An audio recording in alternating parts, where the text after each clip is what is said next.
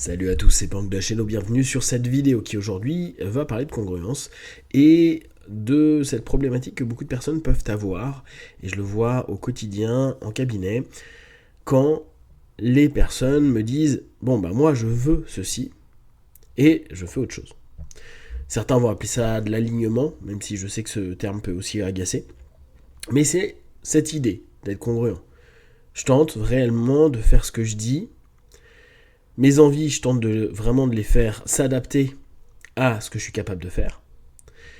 Et cette idée, elle est vraiment intéressante.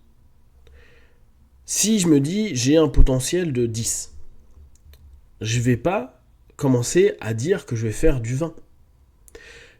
Ou que je vais faire du 15. Je vais, dans un premier temps, faire en sorte de m'ajuster, de m'adapter jusqu'à faire mon 10. Et après, je peux éventuellement upgrader, augmenter, améliorer, évoluer, ce que vous voulez. C'est assez compliqué pour beaucoup de personnes de se dire ce que je suis capable de faire, en fait, est plus limité que ce que je pense être capable de faire. Pour ceux qui connaissent un petit peu ma logique de pouvoir limité, ou de la voie du loser, sur les deux j'en parle, il y a vraiment cette idée, c'est pas quelque chose de négatif de ne pas réussir à faire quelque chose. Ce qui est plus problématique, c'est de ne pas réussir à adapter nos comportements, nos actions, nos décisions à l'ambition qu'on peut avoir.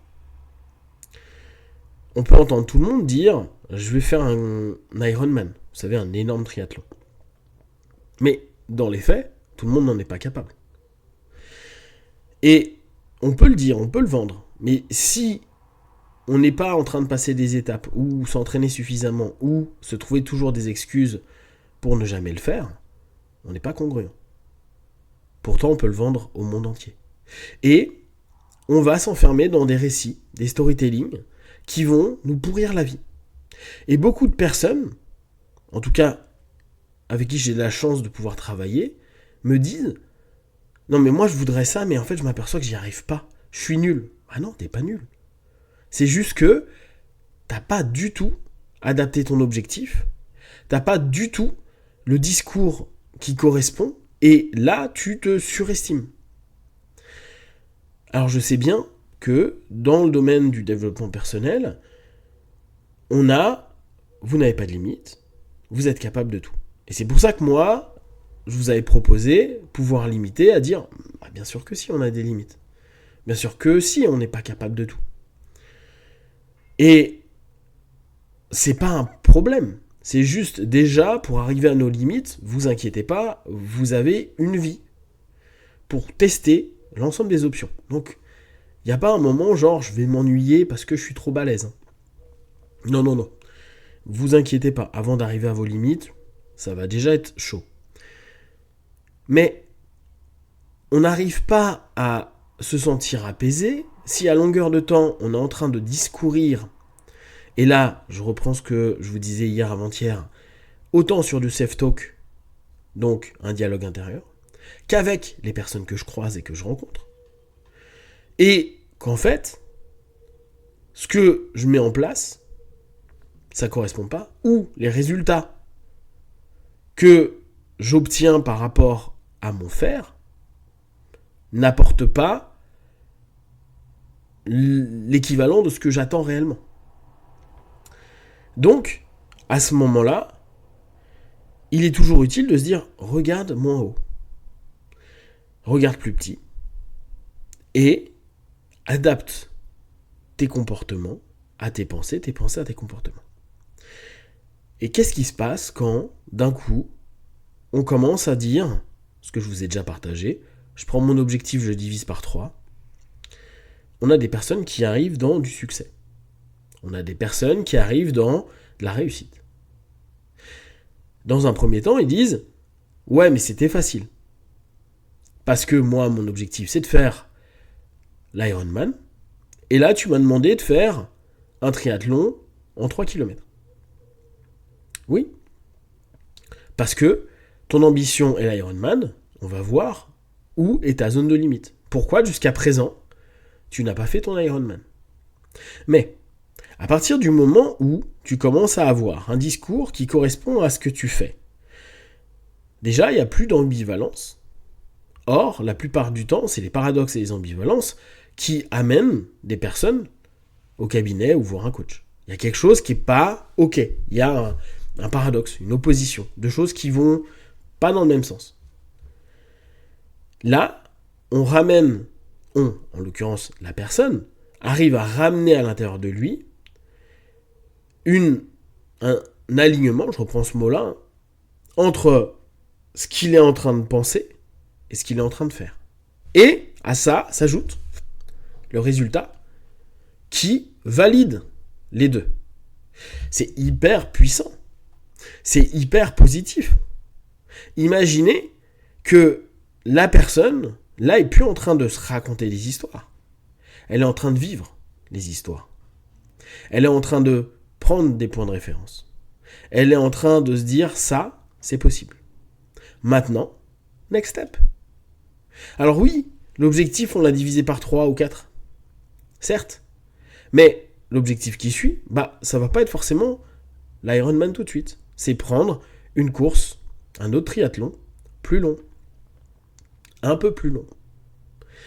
Et pareil, voir si la qualité de l'entraînement, si la motivation, si les dialogues intérieurs et extérieurs restent cohérents, congruents. Ça amène que les personnes prennent conscience et confiance en eux. Parce qu'ils ne vont pas se dire « je suis nul ». Même si dans un premier temps, comme je vous ai dit, ils vont se dire « c'était facile ». Mais ils vont pouvoir se dire « tiens, j'ai réussi à faire ce que j'ai dit ». Ça paraît anodin. Hein. Mais combien de personnes, et là prenez dans votre entourage, vous ont dit « je vais créer une boîte, je vais voyager ici et là, je vais construire ceci ou cela, je vais déménager par-ci et par-là ». Et en fait, ça fait 10 ans, 15 ans, 30 ans, 40 ans que vous les connaissez. Ils n'ont pas bougé d'un iota. Ils sont dans la même boîte, ils ont le même mode de vie. Et peut-être que certains sont même partis et ils n'avaient rien changé. Parce que se raconter des histoires, ça ne fait pas avancer les faits. Et ça ne fait pas faire. Ça ne fait pas mettre en place. Alors c'est bien, on aurait pu avoir une vie entière à fantasmer, rêver, idéaliser, mais ça rend pas heureux. Et si eux vous disent qu'ils sont contents, c'est faux, parce que sinon ils n'auraient pas ces ambitions-là. Par contre, quand vous commencez à avoir cette conscience et cette confiance en vous, à vous dire « waouh, j'y arrive ». Peut-être pas que je ferai un Ironman en fait. Je me rends compte que Ironman, ouais, c'est chaud, parce que je sais pas, au niveau du vélo, je suis pas assez bon. Alors est-ce que j'ai le temps de m'entraîner pour performer davantage en vélo et tenir? Je sais pas, c'est pas mon truc, ou j'aime pas trop nager. Pas de problème. Mais même si on n'arrive pas à faire l'Ironman, on sera peut-être à arrêter avant. Alors on n'aura pas fait un ultra, on aura fait juste quelque chose d'avant. Et on pourra se dire, ok, ça c'était ce que je suis capable de faire. Et j'ai fait au max dans ce que j'étais capable de faire. J'ai tenté de dépasser, de voir si je pouvais aller plus loin, mais en fait, je me rendais compte que c'était pas ok.